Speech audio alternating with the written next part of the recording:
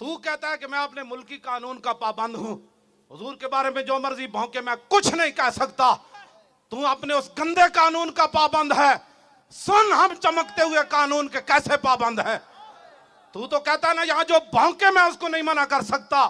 پھر سن رسول اللہ نے کیا فرمایا. فرمایا من سب نبیًا فاقتلوہ. فرمایا قیامت تک جو نبی کے بارے میں بات کرے اس کو کاٹ کر رکھ دو. یہ میرا فرمان ہے. رسول اللہ نے فرمایا گستاخ نبی کی ایک سزا،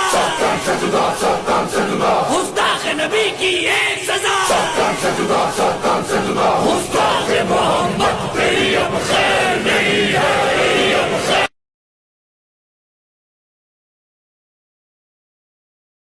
گزشتہ دنوں ہم نے آپ سے پوچھا تھا ایک روایت کے بارے میں، من سب نبی فاقتلوہ، جو کسی پیغمبر کی گستاخی کرے، توہین کرے، شب و ستم یا گالی دے اس کو قتل کر دو. اس کی سند کے بارے میں آپ نے بتایا تھا محدثین کا اتفاق ہے ایک ضعیف روایت ہے. لیکن سوال یہ سامنے آیا ہے کہ اگرچہ یہ ضعیف روایت ہے اور مان بھی لیا جائے کہ سب محدثین یہی کہتے ہیں، لیکن پیغمبر صلی اللہ علیہ وسلم کا اپنا اسوہ، اپنا عمل، اس سے ایک مختلف تصویر سامنے آتا ہے. ابو رافع ہیں، ابن خطل ہیں، کعب بن اشرف ہیں، مختلف لوگ ہیں.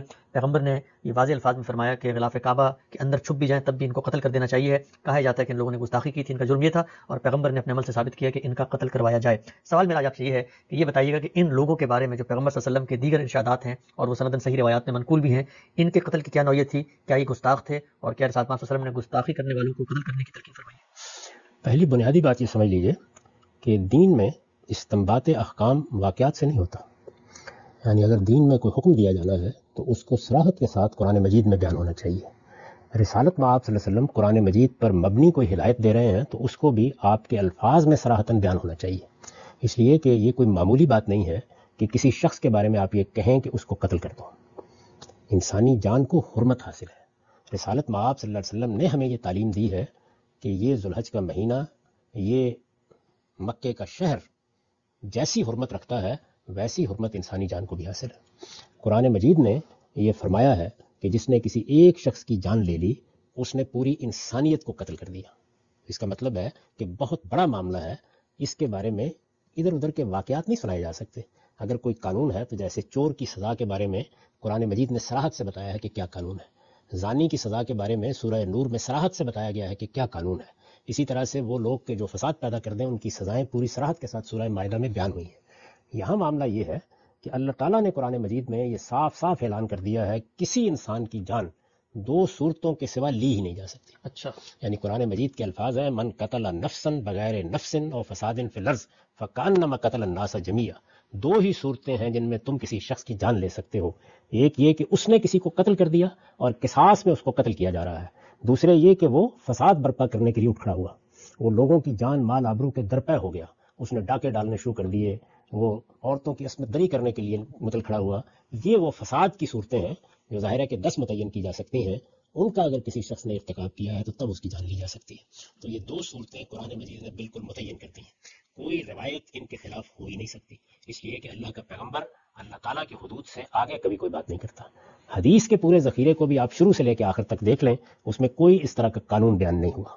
جب یہ دونوں باتیں واضح ہو گئیں تو اب واقعات کے بارے میں صحیح اصول یہ ہے کہ یہ لوگوں نے رپورٹ کیے ہوتے ہیں. اس وقت دیکھیے ہماری عدالت میں 2 بڑے مقدمے چل رہے تھے. یہ حقیقت ہے کہ جب تک آپ 2-4 اخبار نہ دیکھ لیں آپ کی سمجھ میں نہیں آتا کہ آج کیا کارروائی ہوئی ہوگی. ان مقدموں کی رودادیں لکھی جاتی ہیں، مقدمے کے فیصلے لکھے جاتے ہیں، ان پر بھی بعد میں بحث ہوتی رہتی ہے کہ اصل میں کیا بات تھی اور کسی جج کی فلاں فیصلے سے کیا مراد تھی. یہ بڑا نازک معاملہ ہے. تو رسالت میں آپ صلی اللہ علیہ وسلم نے اگر کسی موقع کے اوپر عملاً کوئی اقدام کیا ہے تو اس کی روایات دیکھی جائیں گی، سب روایات کو جمع کیا جائے گا، دین کے جو عمومی اصول ہیں ان کے اندر رکھ کر اس کا تجزیہ کیا جائے گا جیسے کہ ہمارے فقہا کرتے ہیں. یہ جب تک نہ ہو کسی واقعے کی بنیاد کے اوپر آپ کوئی قانون اخذ نہیں کر سکتے. یعنی صحیح ترتیب یہ ہے کہ پہلے قرآن مجید، اس کے بعد سنت. رسالت میں آپ صلی اللہ علیہ وسلم کا کوئی ارشاد ہے تو باللفظ اس ارشاد میں کیا حکم بیان ہوا ہے یہ چیزیں پہلے متعین ہوں گی، واقعات اس کے بعد ان کی روشنی میں دیکھے جائیں گے، نہ کہ واقعات کے بیان سے قانون نکال لیا جائے گا. تو یہ جتنے واقعات آپ نے بیان فرمائے ہیں میں نے اس پر ایک مضمون لکھا ہے اور اسی عنوان سے ہے، یہ جو موضوع زیر بحث ہے اسی عنوان سے ہے. وہ میری کتاب مقامات میں آپ دیکھ سکتے ہیں، اس میں نے بتایا ہے کہ یہ جتنے لوگ ہیں یہ بہت بڑے مجرمین ہیں. ان میں سے کسی ایک چیز کو اٹھا کے آپ سزا کا ایک قانون نہیں بیان کر سکتے. ان میں سے وہ لوگ ہیں کہ جنہوں نے قتل کا اقدام کیا ہے، جنہوں نے جنگی جرائم کا ارتکاب کیا ہے، جنہوں نے نہایت نازک موقعوں پر مدینے کے لیے خطرات پیدا کیے ہیں. یہ ابن خطلی، ان کو ایک ذمہ داری کے لیے بھیجا گیا، ایک انصاری ان کے ساتھ تھے، انہوں نے قتل کا اقدام کر ڈالا، اس کے بعد یہ فرار ہو گئے. تو اس طرح کے لوگ ہیں جن کے جرائم کی تحقیق کرنی چاہیے اور اس کے بعد یہ جاننا چاہیے کہ ان کو کیوں سزا دی گئی. یہ سب کے سب یا تو رسالت مآب صلی اللہ علیہ وسلم کا جو اتمام حجت کا قانون ہے اس کے تحت معاندین کی صف میں آتے تھے، اور یا یہ ہے کہ یہ فساد برپا کرنے والے لوگ تھے، اور یہی ہیں کہ جن کے بارے میں قرآن کہتا ہے کہ ان کو موت کی سزا بھی دی جا سکتی ہے. تو یہ ہے صحیح طریقہ کسی قانون کو سمجھنے کا. نہ یہ روایت صحیح ہے، نہ ان واقعات کی تعبیرات صحیح ہیں. یہ واعظوں نے اس طرح کی چیزیں بیان کرنا شروع کرتی ہوئی ہیں، ان کی کوئی حیثیت نہیں. ٹھیک ہے سر، بہت ہی آپ نے تفصیل سے بیان فرمایا. ایک ضمنی سوال مجھے بتائیے گا کہ یہ جن افراد کا ہم نے ذکر کیا ان سے علیحدہ بھی اگر کوئی شخص گستاخی کر کے اس پہ اصرار کرتا ہے، ببانگ دہل کرتا ہے، بار بار کرتا ہے، تو کیا وہ بھی فساد فی الارض کا مجرم بن سکتا ہے؟ دیکھیے، سب سے پہلے تو طے کیجیے کہ وہ کون آدمی ہے. اگر وہ مسلمانوں کی کسی ریاست میں رہتا ہے اور مسلمان ہے تو اس سے پوچھیں گے کہ تمہیں کیا ہوا ہے، تمہارا دماغی توازن بگڑ گیا، تم مسلمان ہو. مسلمان کہتے ہی اس کو ہے کہ جو محمد رسول اللہ صلی اللہ علیہ وسلم کو دین کا تنہا ماخذ مانے اور آپ کی حرمت، آپ کی عزت کو اپنی ہر چیز سے زیادہ عزیز رکھے. تو یہ تم نے کیا کیا ہے؟ تو وہ شخص اگر فرض کر لیجئے کہ اس کے جواب میں یہ کہتا ہے کہ نہیں، میرا تو یہ مدعا ہی نہیں تھا، میں نے تو ایسی بات سوچی بھی نہیں، یہ بات تو اس محل میں ہو رہی تھی، میں مسلمان ہوں، میں رسالت مآب صلی اللہ علیہ وسلم کو اللہ کا آخری پیغمبر مانتا ہوں، تو مجھے یہ بتائیے پھر آپ کو کیا حق ہے کہ آپ اس کے گلے میں کوئی الزام نامہ لٹکائی دیں گے؟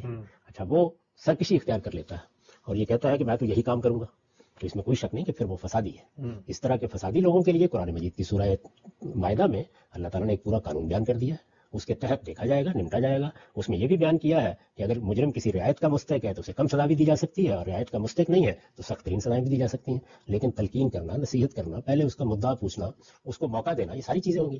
وہ مسلمان نہیں ہے، آپ کی ریاست میں رہتا ہے، تو یہ کہیں گے کہ بھائی تم مسلمانوں کے درمیان میں رہتے ہو تو کیا تمہیں معلوم نہیں ہے کہ اس طرح کے معاملات میں آدمی کو شائستگی اور تہذیب سے کام لینا چاہیے. تنقید کرنا یہ تو ہر غیر مسلم کا حق ہے، اس لیے وہ تو مانتا ہی نہیں ہے. لیکن تضحیق کرنا یا اس طرح کی توہین آمیز کلمات کہنا، یہ تو کوئی کسی کے ماں باپ کے بارے میں بھی کہے تو اس کی گوشماری ہونی چاہیے اور اس کو تنبیہ کرنی چاہیے. اگر دنیا میں کسی جگہ کوئی آدمی یہ کام کرتا ہے تو ہماری تو وہ ریاست نہیں ہے، تو وہاں آپ کیا کریں گے؟ وہاں وہ آپ کی دعوت کا مخاطب ہے. اس کے سامنے اس چیز کو واضح کریں کہ تم کیوں یہ کر رہے ہو، اور اس کو بتائیں کہ رسالت مآب صلی اللہ علیہ وسلم کا دین کیا ہے، دعوت کیا ہے، پیغام کیا ہے. اس لیے کہ یہ ہو ہی نہیں سکتا کہ کوئی آدمی جب تک اس کا ذہنی توازن خراب نہ ہو جائے اس طرح کی بات کرے درا حالے کہ اس کی کوئی بنیاد نہ ہو. وہ کیا ہوگا؟ اس نے یا اللہ کی کتاب کی کسی بات کو غلط سمجھا ہوگا، کسی روایت کو غلط سمجھا ہوگا، مسلمانوں کی کسی عمل کی بنیاد پر رد عمل میں مبتلا ہوا ہوگا. اس کو درست کرے اور استدلال سے بات کرے. خلاصہ کلام کا یہ ہے کہ دین کے مقدمات اور دینی حرمتیں اور دین کے تصورات کی حفاظت یہ استدلال سے ہوتی ہے، بندوق کی نوک سے نہیں ہوتی.